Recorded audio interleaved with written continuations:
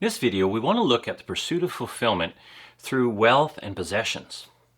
This video is part of a series of videos on the pursuit of fulfillment in life. In particular, the series looks at the ancient book of Ecclesiastes for answers on how humans can truly live a fulfilled life here on earth.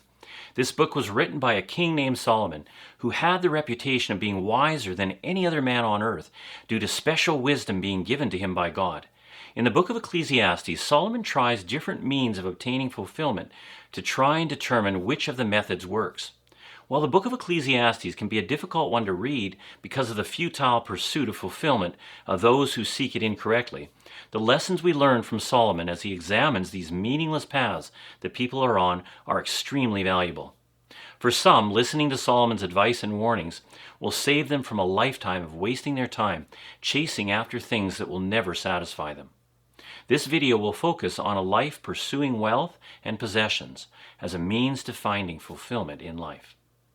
In Ecclesiastes chapter 2, verses 7 to 11, Solomon says the following: I bought male and female slaves, and had other slaves who were born in my house. I also owned more herds and flocks than anyone in Jerusalem before me. I amassed silver and gold for myself, and the treasures of kings and provinces. I acquired male and female singers, and a harem as well, the delights of a man's heart. I became greater by far than anyone in Jerusalem before me. In all this my wisdom stayed with me. I denied myself nothing my eyes desired. I refused my heart no pleasure. My heart took delight in all my labor, and this was the reward for all my toil. Yet when I surveyed all that my hands had done, and what I had toiled to achieve, everything was meaningless, a chasing after the wind. Nothing was gained under the sun. So what does this tell us about the nature of someone whose pursuit of fulfillment is to seek wealth and possessions? Well, the very first thing is they tend to acquire more things than they could possibly enjoy by themselves. Chapter 2, verse 7 says this. Now, there's also a need to have things that are better than anyone else's things. Again, in verse 7, it refers to this. But despite having more and better things, no matter how much they have, they are never happy with it. And whatever beautiful thing they see and desire, they want. Verse 10 talks about this. So what happens to the man whose pursuit of fulfillment is to have treasure here on earth? Surely such a person can be happy. Ecclesiastes 2:11, though, tells us that such a pursuit is meaningless. Ecclesiastes chapter 5, provides us with additional details as to why this is true. Ecclesiastes chapter 5, verses 10 to 17 says, Whoever loves money never has money enough. Whoever loves wealth is never satisfied with his income. This too is meaningless. As goods increase, so do those who consume them. And what benefit are they to the owner except to feast his eyes on them? The sleep of a laborer is sweet, whether he eats little or much, but the abundance of a rich man permits him no sleep. I have seen a grievous evil under the sun, wealth hoarded to the harm of its owner, or wealth lost through some misfortune, so that when he has a son, there is nothing left. Naked a man comes from his mother's womb, and as he comes, so he departs.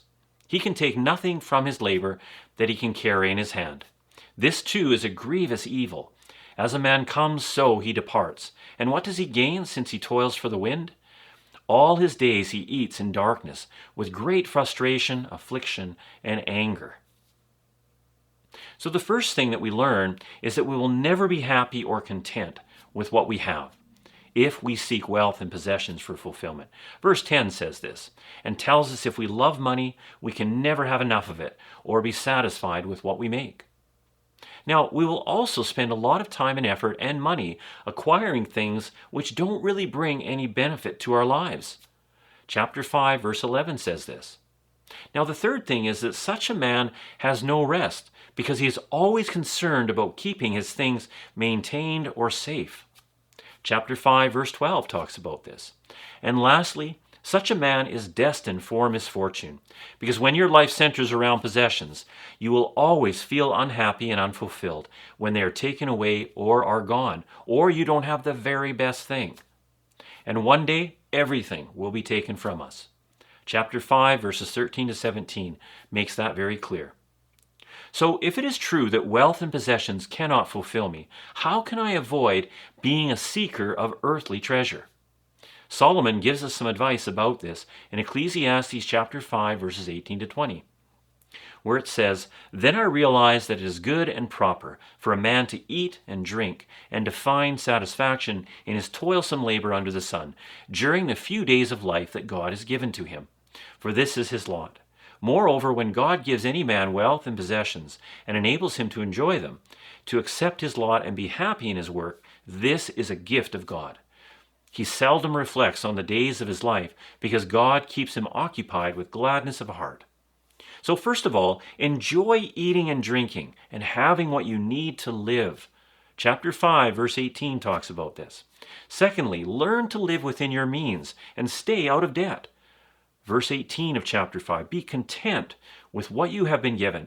And lastly, ask God to give you wisdom to know how to best use the blessing that he brings into your life so that you use it as God intended. Verses 19 to 20 of chapter 5. This will produce gladness of heart in your life. But if you do decide to be a pursuer of wealth and possessions, Solomon has some things to say about that as well. How does the life of a possession and wealth seeker end? This is found in Ecclesiastes chapter 6, verses 1 to 8, where it says, "I have seen another evil under the sun, and it weighs heavily on men. God gives a man wealth, possessions, and honor, so that he lacks nothing his heart desires. But God does not enable him to enjoy them, and a stranger enjoys them instead.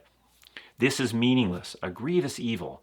A man may have 100 children and live many years, yet no matter how long he lives, if he cannot enjoy his prosperity and does not receive proper burial, I say that a stillborn child is better off than he is. It comes without meaning, it departs in darkness, and in darkness its name is shrouded. Though it never saw the sun or knew anything, it has more rest than does that man. Even if he lives 1,000 years twice over, but fails to enjoy his prosperity, do not all go to the same place?